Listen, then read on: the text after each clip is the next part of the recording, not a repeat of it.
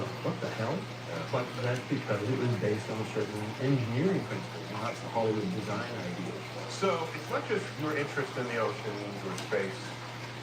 You've touched and been touched by engineering and technology. Yeah. And there was a lot about the cameras you used for Avatar, but you go farther back than that.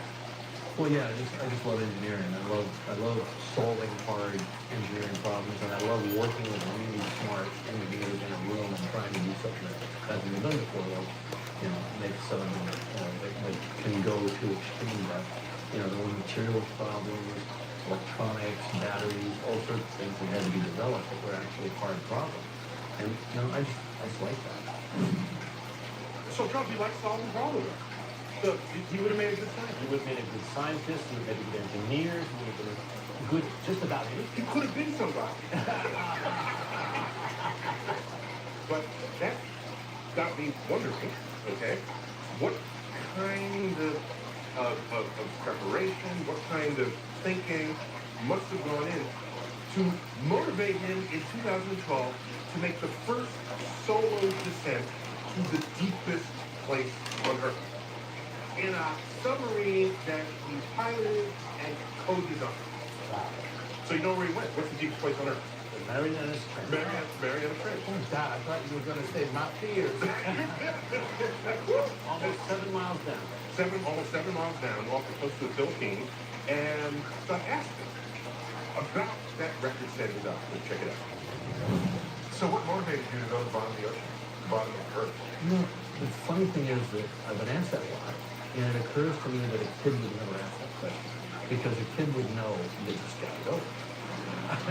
Why wouldn't a kid? So just me in that moment right there? No, it's just that as culture, we start to think, well, I want to be a kid again.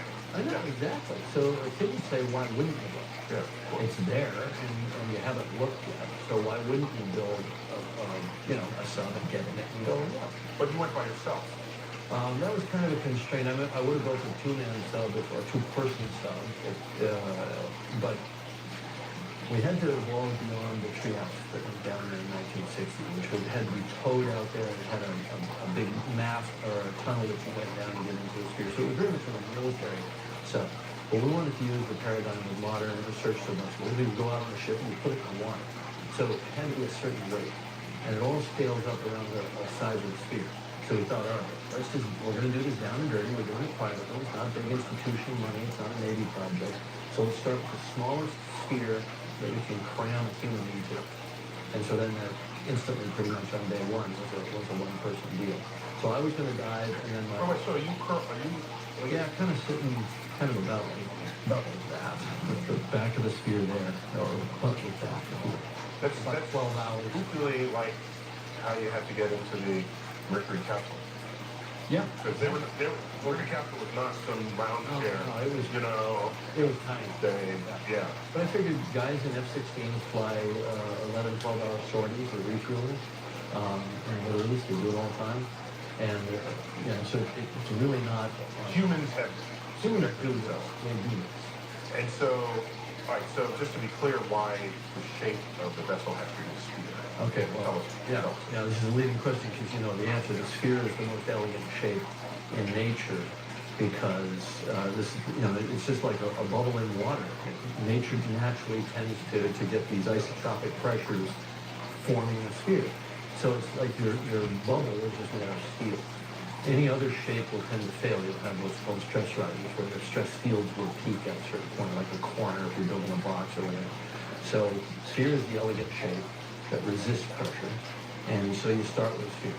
Then whatever other shape the vehicle appears to have is usually about the flow dynamics over the vehicle. Right. You put the flotation up high and the heavy sphere at the bottom, and that's how you start. Otherwise, you're going down head first. Yeah, or tumbling, which would be even worse. Yeah.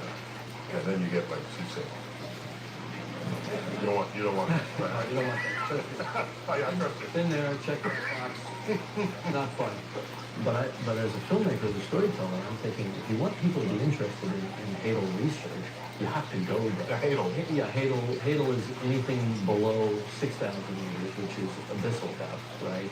All the way down to the deepest spots, which are close to 11,000 meters. So the takeaway from that is below that, you die even faster in failure. You died pretty fast at 6,000 meters, actually, but I think it's a very fine degree. You know, I always figured it wouldn't hurt because by the time the pain impulses got to my brain, it wouldn't be there anymore. Your brain wouldn't be there, right? You'd just be crushed Yeah. to a powder glue. Yeah. Pretty much. Yeah. So Charles, is my calculation accurate? You'd be a pile of goo. You would be a pile of goo. Every 32 feet that you go down in the ocean, every 32 feet you go further down, you're increasing again the same amount of pressure that we're experiencing now on the surface of the So 32 feet is 1 atmosphere. That's right. Okay. We're going down 35,000 feet. That's equivalent of more than 14,000 pounds per square inch on your body. Imagine if this entire Hayden sphere were smushing. That's 7 tons per square inch. 7, 8 tons per square inch. Yeah, so that's a quick pile of glue. Oh yeah. The problem is, Oh, that's not the problem. Oh yeah. Oh, okay. There's some other problem neglected here. The problem is the cleanup. If you went from you to goo immediately, you wouldn't feel it. He's right. By the way, that's the name of the next Dr. Seuss book. From you to goo. What will probably happen is your ship will start to creak, it'll break, water will start coming in. You will suffer before you become goo. Because it's not an instantaneous thing. That's right. Just slow death. That's kind of the problem. Well, that's pretty cool, though. I mean, since you're a scientist, and this is a fascinating conversation about are there any other, like, really great ways to die in science? There is no end of great ways to die in the universe. Really? Yeah. Charles and I can just trade back and forth. Charles, you go first. Okay, Pick go one. ahead. I would love to be destroyed by a gamma ray burst. Ooh. Okay, when you say ooh, like, I don't know what that would be like. What is it? There's a very high energy flow of particles and light Well, that would vaporize them quickly. okay, but what would it actually do to me? Like, to my, would it just break me down into, So like, it's high enough energy to completely break apart all molecular bonds in your body. okay, now that is cool. Yeah. It'll just completely disassemble you, atom by atom, molecule by molecule, then atom by atom. Yeah. Oh, wow. That doesn't even sound good. I got one. Okay. Asteroid strike. Asteroid Yeah. So you want to be right where it hits so you die instantly. And you get to watch it come in. That would be cool. If you're not right where it hits, you will die, but later, slowly. Yeah. Oh, okay. How about this? Because I read this from you. Spaghettification. Ooh. Love me some spaghetti. Death by black hole. Death by black hole. Yes. Death by black hole. Death by black hole. Death by black hole. I give him a B+. That's it. Yeah, you fall into a black hole. That's my way to die. If I had to pick one of them. Forget the gamma ray burst. It'd be cool to become atoms again, but still, falling into a black hole, you get to a point where it starts pulling on your feet faster than pulling on your head. Okay. And you're gonna stretch it. Now you'll stretch. You know what you stretch, right? Oh, this feels good. Until it stretches you so much that tidal forces, this is what they are, these stretching forces, exceed the intermolecular bonds of your flesh. And then you snap into 2 pieces, likely at the base of your spine. Okay. Then those other 2 pieces continue to fall, and they feel these same tidal forces. And then they snap, each into 2 pieces. The ultimate chiropractor. So you go from 1 to 2 to 4 to 8 to 16. You bifurcate your way down into the abyss. You are extruded through the fabric of space, like toothpaste through a tube. Nice. And so we have a word for that. Spaghettification. Nice. There it is. Coming up on Star Talk, I asked James Cameron about exploring oceans on other planets. When we return.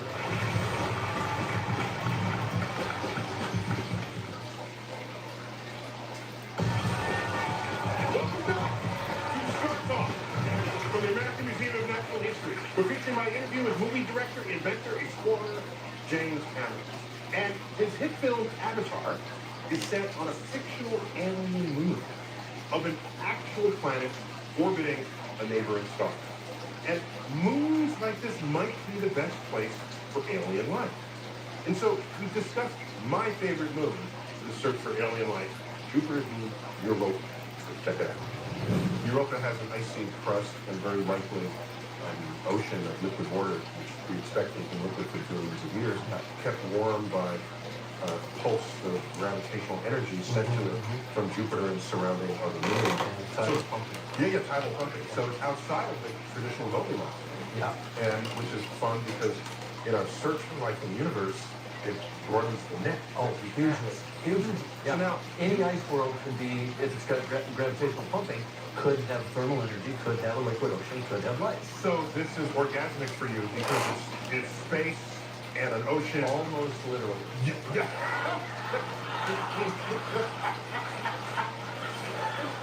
You get to fly in space and go to the bottom of an ocean I know. and look for life that's alien. Like to be flying. Yeah. Yeah, if they discovered, an immortality drug tomorrow, I would be very happy because I would live long enough to get to go to Europa. For no other reason. Yeah, a couple. So I joke about Europa because if we do find life forms there, there's only one thing we would be forced to call them. We call Europeans. I'm pretty sure. Just saying. Just saying. Don't. I hadn't thought of that. Yeah. Yeah. But Enceladus is good too. Yes. And Because so, Enceladus, you've got active venting right now, and they think that there's actually an exposed interface where you could theoretically fly down a crevice or a crevasse and get to the bottom and see boiling water, not boiling because it's hot, but boiling because it's in a vacuum. So it changes the boiling temperature. boiling, yeah, exactly. And so it's just vaporizing, and you're looking at seawater that is then in communication due to convective currents with some kind of hydrothermal activity. And what I'm intrigued by is they flew Cassini through a plume, and they picked up some. By the way, by the time this airs, Cassini will be dead. I know. But they rest in I peace. know. Yes. Yeah. It's on a death spiral right now Yeah. into. Into Yeah, I don't know if Cassini was Christian. You just put it across. But whatever religion it was, Did they he get burned at the stake? He probably did. That's on a death spiral into Yeah. Saturn now to get it out of, so that it doesn't accidentally Yeah. crash into one of these moons. Yeah. Where it could Where it could contaminate it and screw up our chances of being able to tell life from life. But so they found silicon nanoparticles, which they believe can only form in the tunnels of hydrothermal vents. So literally, you've got water that's being brought down, heated up by this tidal effect, squirting up into the ocean, boiling around for a while, getting to the surface, and then evaporating, going out into space, being picked up by a human spacecraft and analyzed. That's without even having to land. that's pretty freaking cool. Yeah. Now, Well, here's if the they thing. fly around a lot, they might hit a fish. I know, I got something for it, right? So in that same vein, we know that the frozen ice of Europa has cracked and refrozen because you see patterns that have shifted, Yeah. like a puzzle shift. Yeah, like it looked like that went to there. Yeah, exactly. And so if that's the case, that means there are crevasses that come and then refreeze. Yeah. And so if there are fish that get caught in the upwell of this water, the fish is now frozen near the surface. Exactly. So you can have astronauts landing there and not having to drill the kilometers in ice sheets. They can just dig into these frozen craft sections and Yeah. then have like a freeze-dried fish, right on the spot. Yeah, or bacteria or whatever it is, but that's the Hey, I'm on fish. that's the low like a sturgeon. Yes. Is that European caviar is expensive. Nice.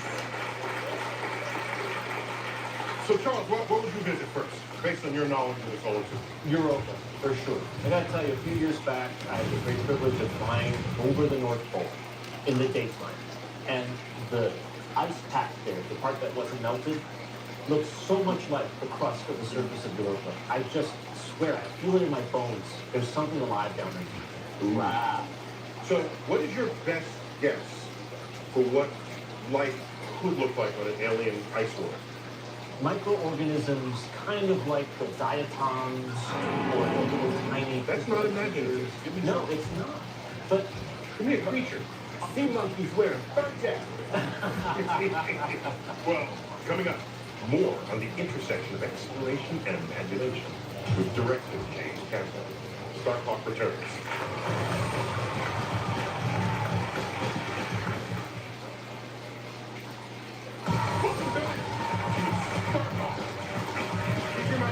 one of the world's most successful and innovative filmmakers, James Cameron, and his passion is underwater exploration.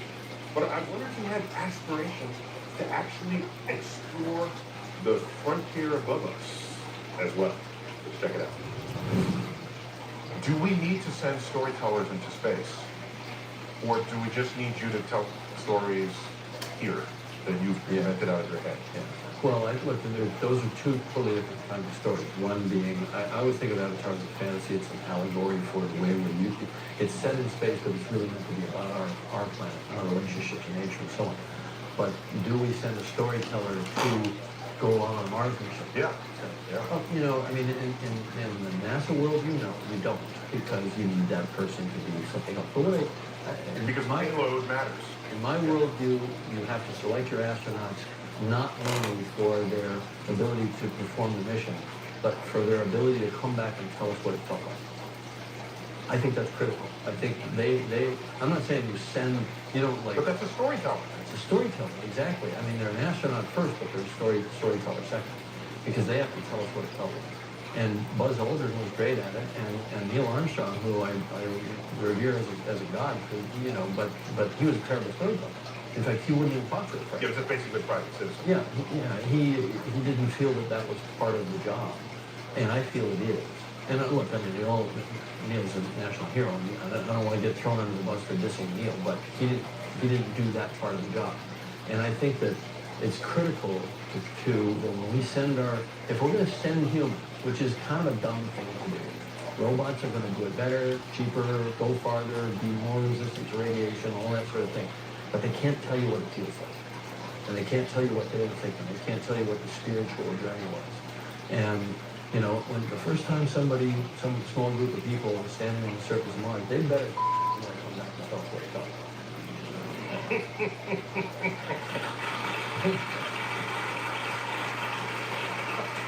Ladies and gentlemen, join me in thanking James Cameron for this interview.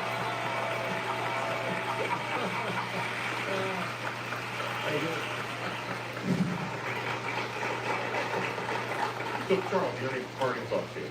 Albert Einstein once wrote that the origin of all great art and science is the same thing. It's the sense of wonder and mystery. Whether or not James Cameron is a practicing scientist, he's drawing from that origin, and he's helping us all see that. So, first, I agree. And maybe were we to do this all again, we wouldn't say, who are we going to send into space? Let's send military pilots that all sound the same. Maybe we would send a cross-section of people who create civilization. And every civilization we reflect upon, what is it that rises up above everything else? It's the architecture, it's the science, it's the art, it's the writing, it's all the things that we value, expressions of creativity in the human species.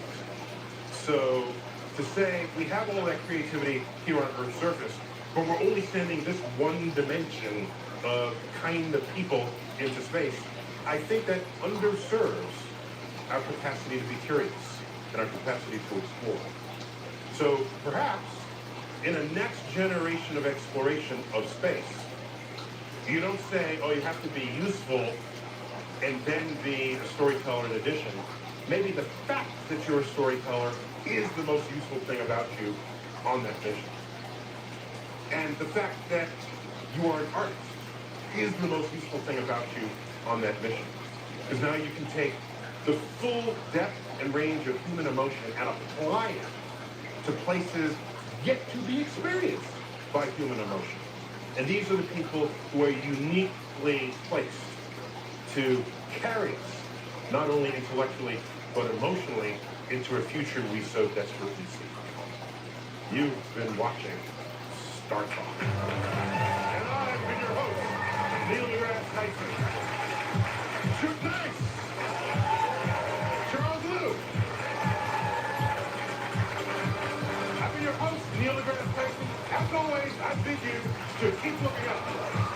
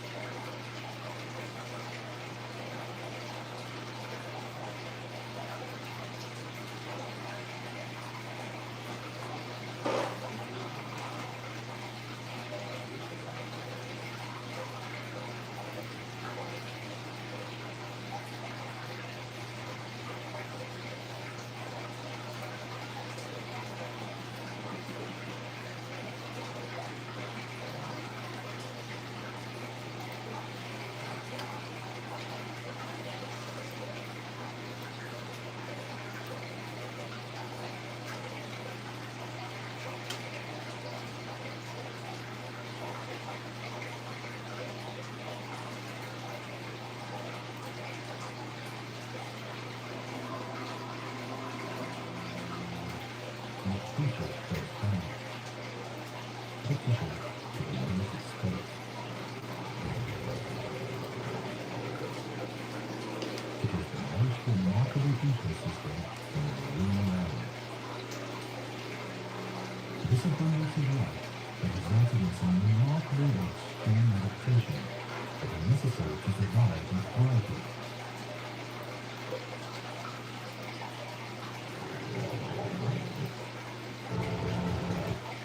Section lies the Coral Triangle. A cluster of the richest coral reefs in the world.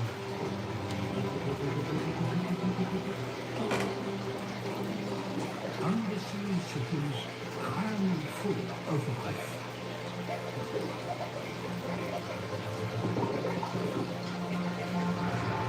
As in any crowded metropolis, there is fierce rivalry for space,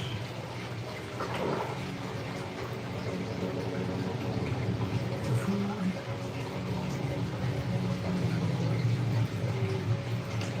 and for a partner. But the reef is also a place full of opportunity.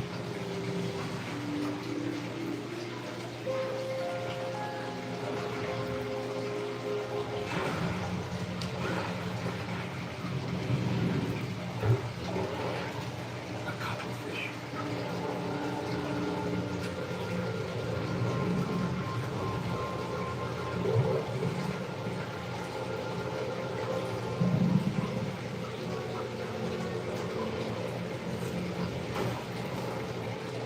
It specializes in hunting crabs.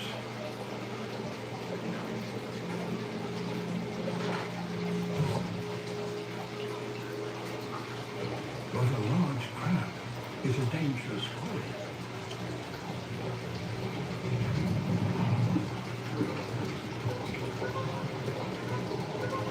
It has powerful claws. The cuttlefish, however, has a remarkable talent.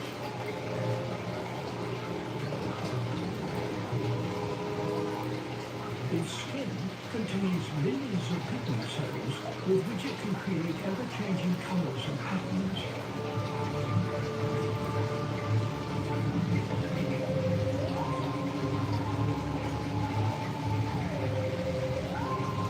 And that, apparently, hypnotizes the crab.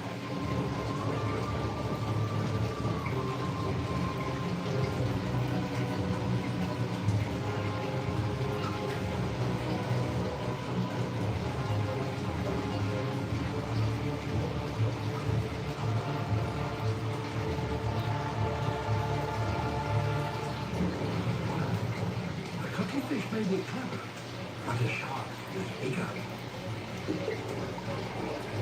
And it eats cuttlefish. Time to disappear.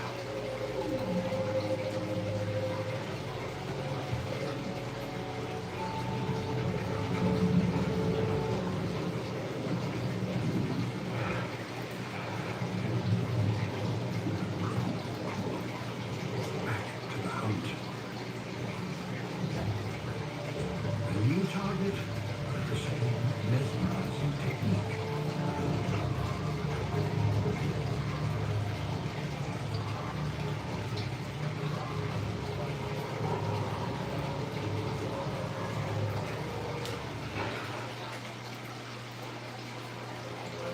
For those that manage to establish themselves in these bustling undersea cities, there can be great rewards. Here the dry spot, over 500,000 terns crowd onto this remote atoll in the Indian Ocean.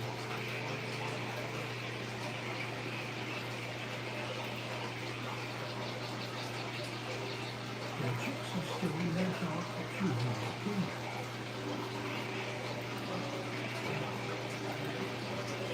They die in May.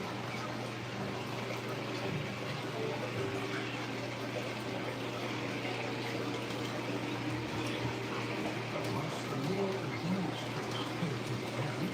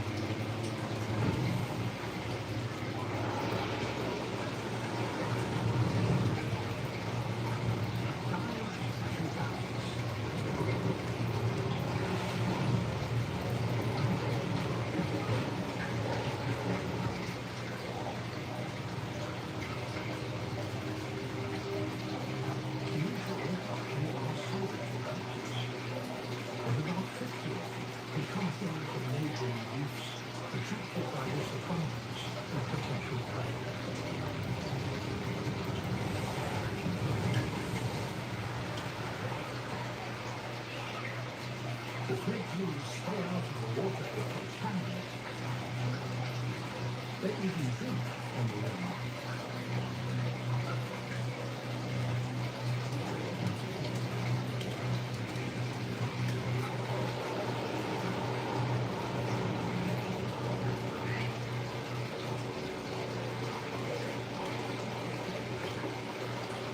If you don't to catch one now, they have to up their game.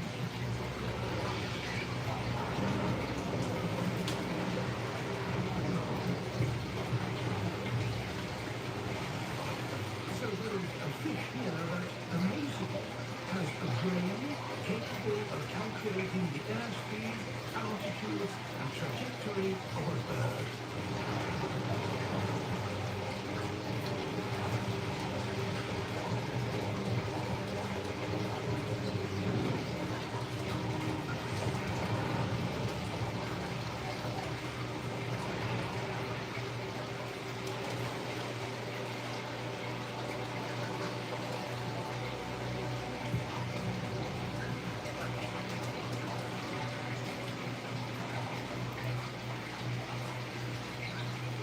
The time comes when the attention has to take to the air and collect food for itself.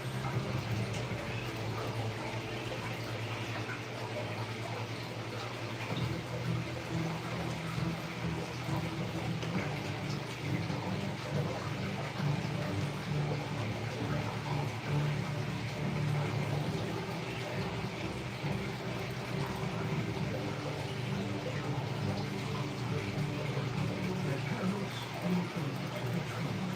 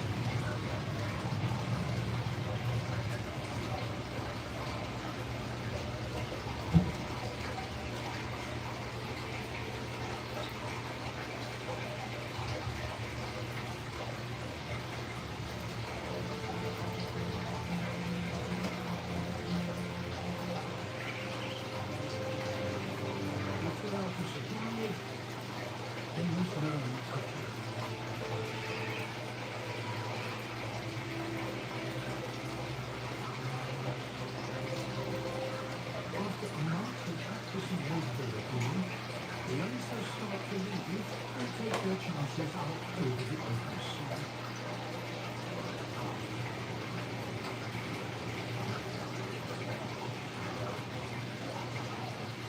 Out here on the sand flats, there is safe accommodation for some.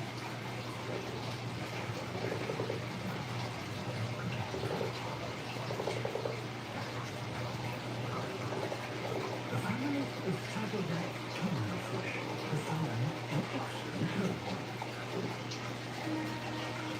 The tentacles of this carpenter member can kill. But the clownfish are immune to the poison.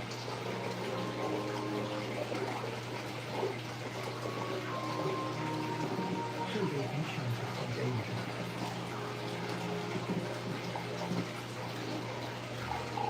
In return, the fish empty and make a kill of the prey.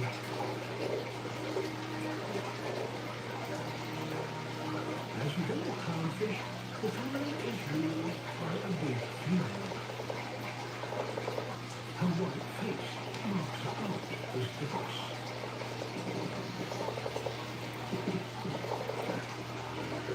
The debris of metal has to prove its worth, so he works tirelessly, removing debris and generally keeping up with the housework.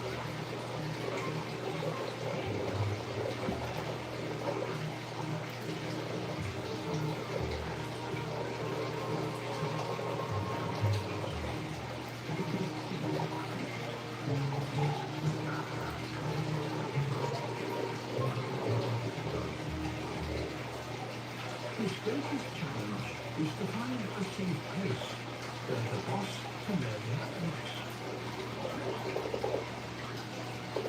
But there's nothing solid for the female to live on.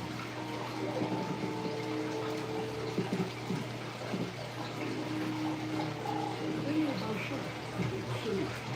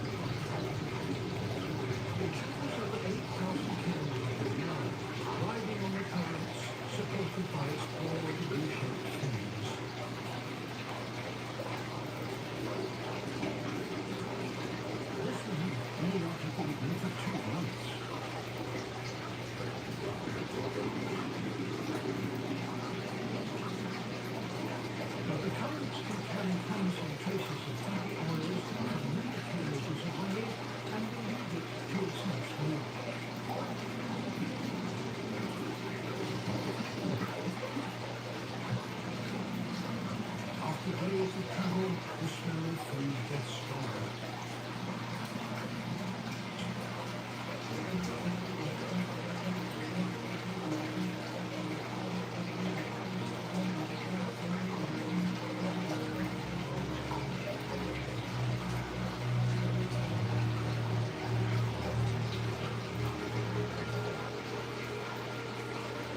These whales used to keep stick to our ship.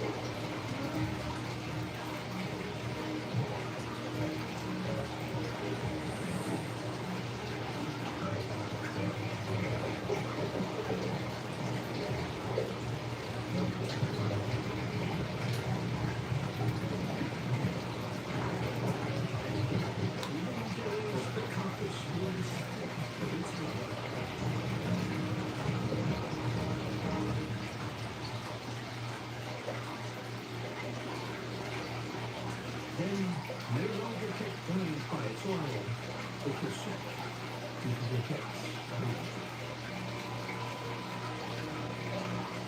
The blue, with its reserves of fat replenished, can now survive for another 2 months without eating.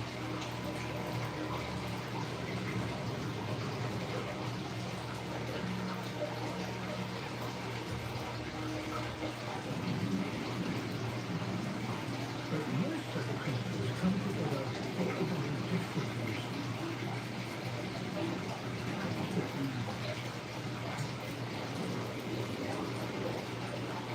The giant cuttlefish, the largest of all cuttlefish.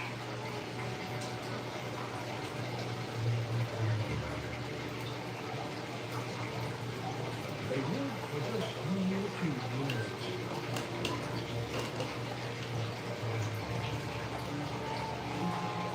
Now, as the Australian summer draws to an end, they have one last act to complete. To find a mate.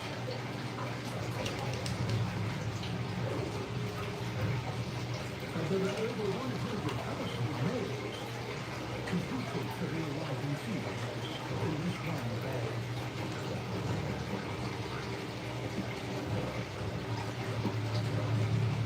Among them, a true Goliath. He probably weighs about 10 kilos.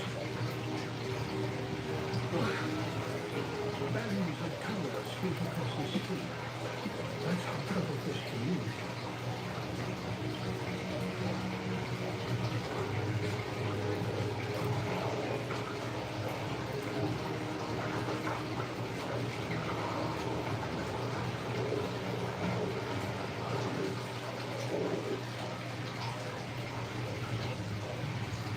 This swarm could possibly take you on.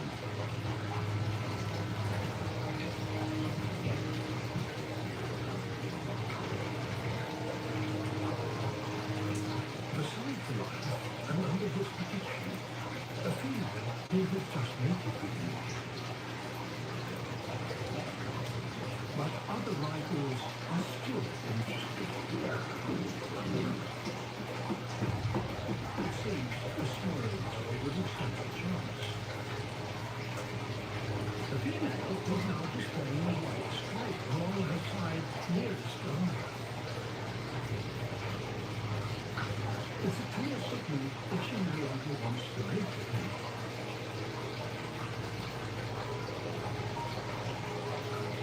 It's all the encouragement that her little mother needs.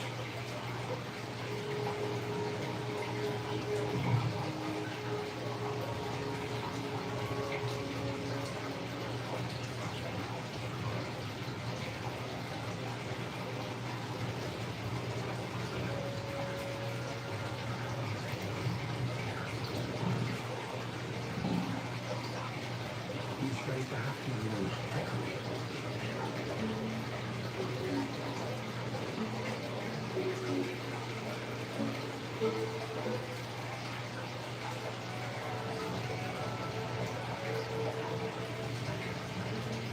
He too covered his covers and tucks in his arms.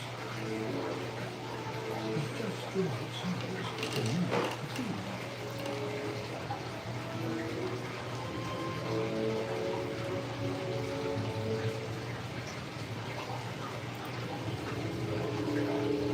Goliath is deceived. The small male now displays a white stripe, just like the real female, to deter his advances.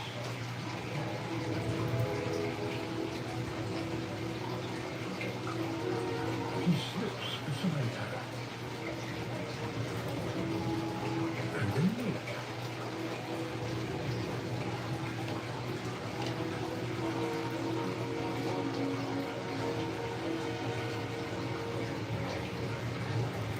By mating with multiple partners, the female ensures the greatest genetic diversity for her young.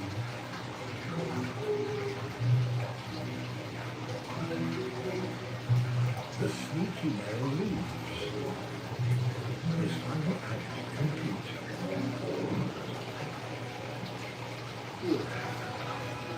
So even among giant cuttlefish, it seems, it's not all about size.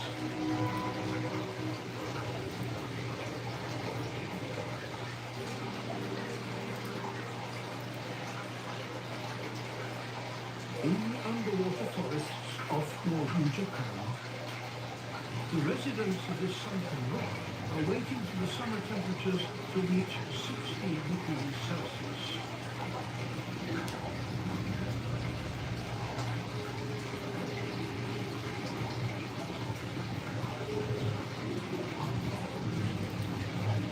That, for some, is the time for mating.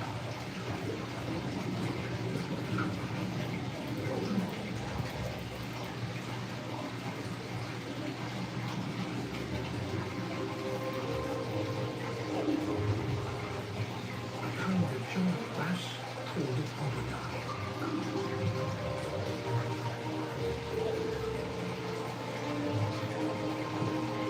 This is a male.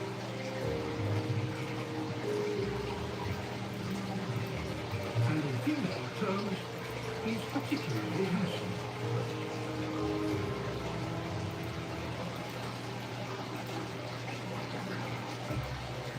He's 1 meter long and weighs 15 kilos. Much larger than the diminutive female. And he is ready to breed. The attempts to mate with her and any of the other peasants and females that live in his territory. Whenever he gets the chance.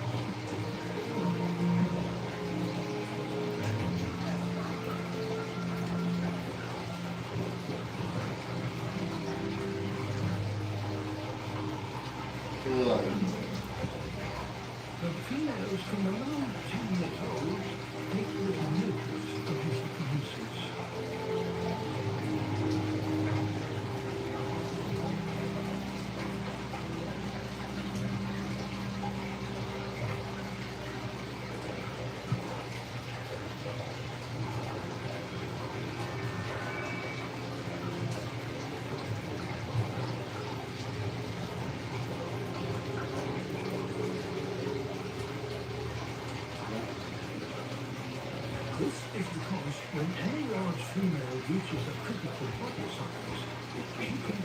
a dramatic transformation.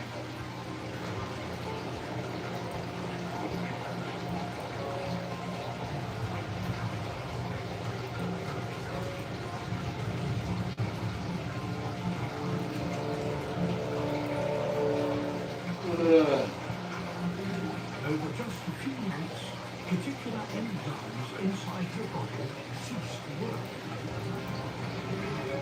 And male hormones start to circulate.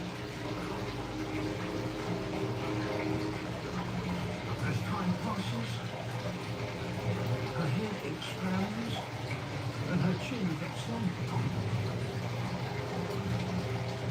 Her shield is changed into a female.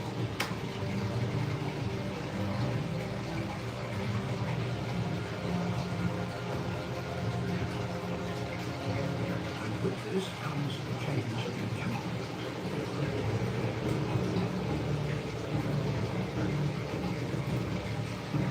The old male who ruled all the females here is challenged to a face-off.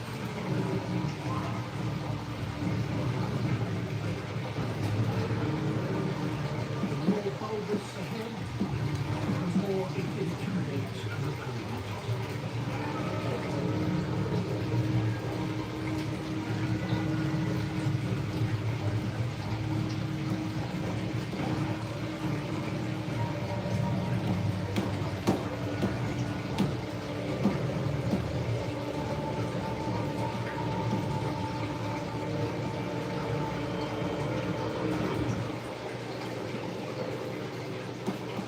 The territory has unreal beauty.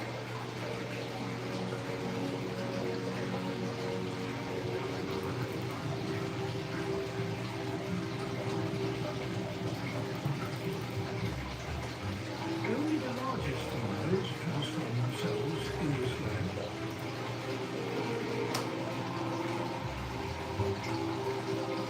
But the change enables them to have more mates, so they will have many males counting their females.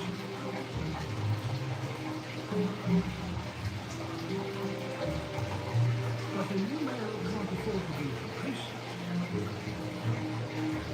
Inside the body of every crocodile female, there is a new male in waiting.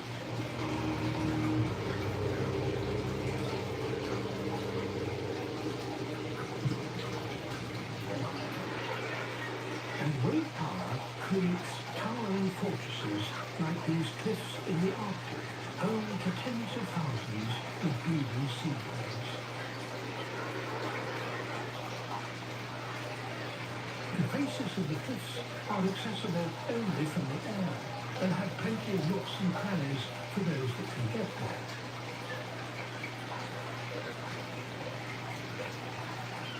But to food, seabirds were still north of the ocean world beyond.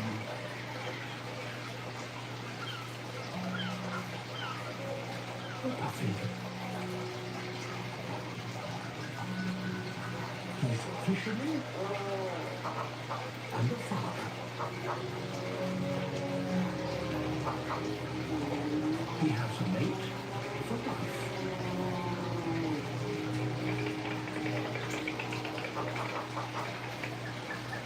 Both share the burden of raising a Rico chick, their puffin, who needs 5 square meals a day.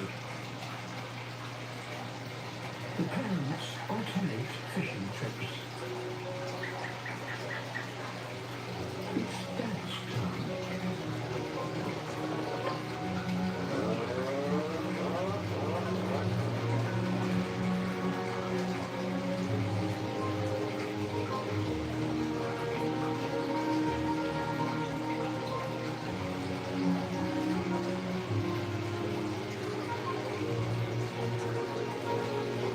When fish stocks are low, puffins must fly as much as 50 kilometers out to sea to reach the good fishing grounds.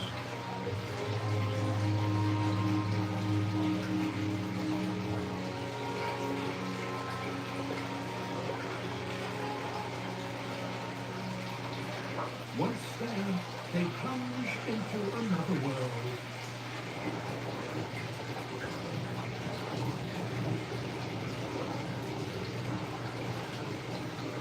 Good fishing spots are hard to come by, and they have company. Humans.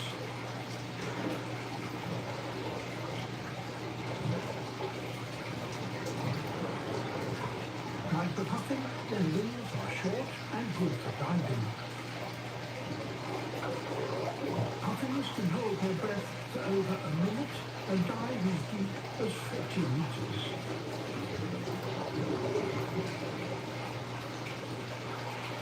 The catch.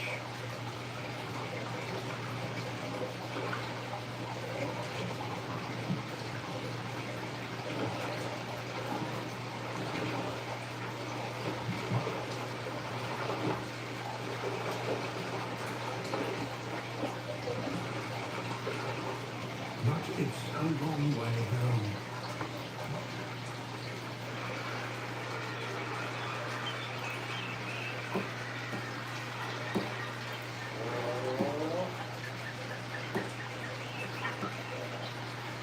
After an exhausting round trip of almost 100 kilometers, this puffin's nearly made it.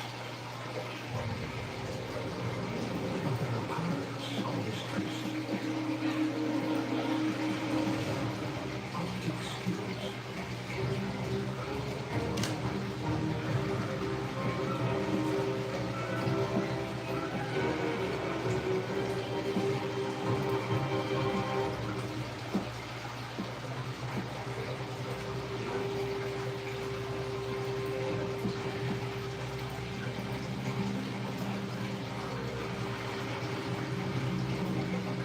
All around, returned parents are being robbed.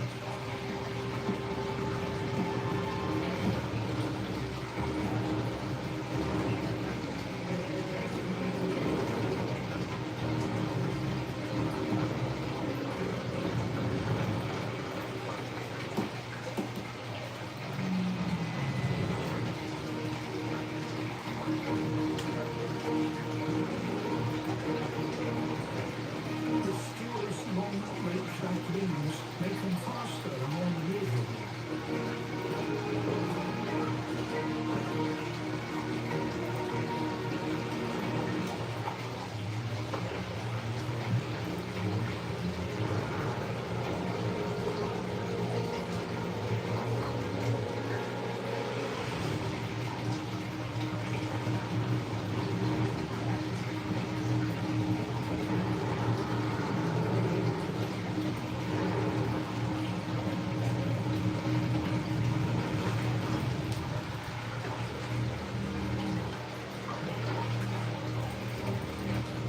Puffins must choose their moment wisely.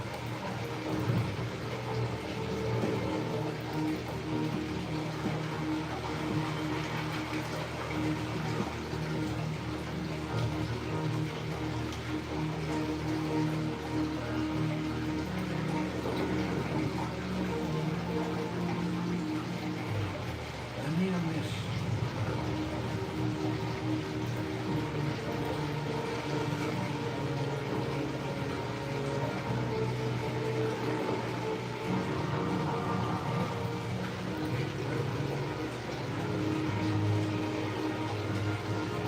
The last desperate burst of speed, and it's made it.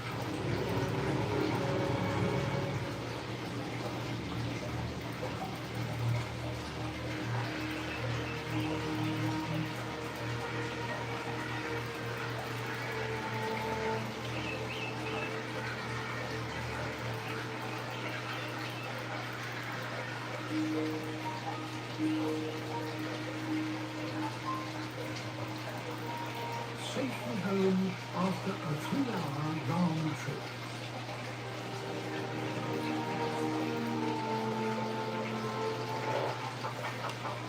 Where his patient partner is waiting.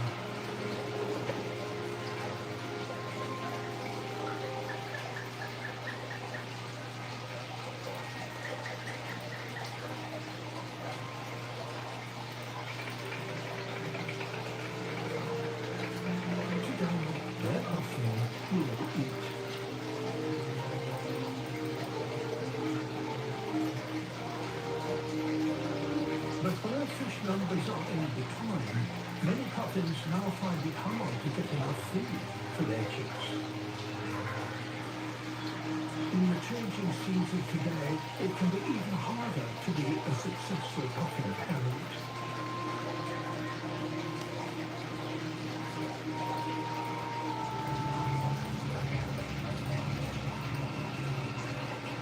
A kilometre from the surface, beyond the reach of the sun.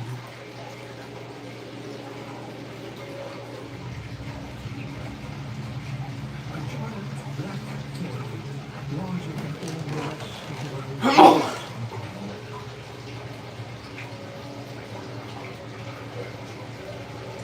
There's life here, but not as we know it.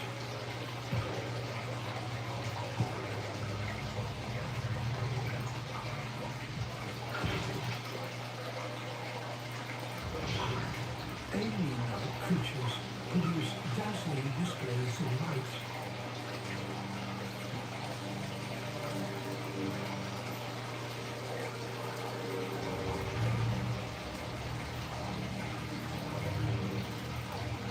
Nearly all animals need to attract mates and repel predators. This language of light is so widespread here that these signals are probably the commonest form of communication on the entire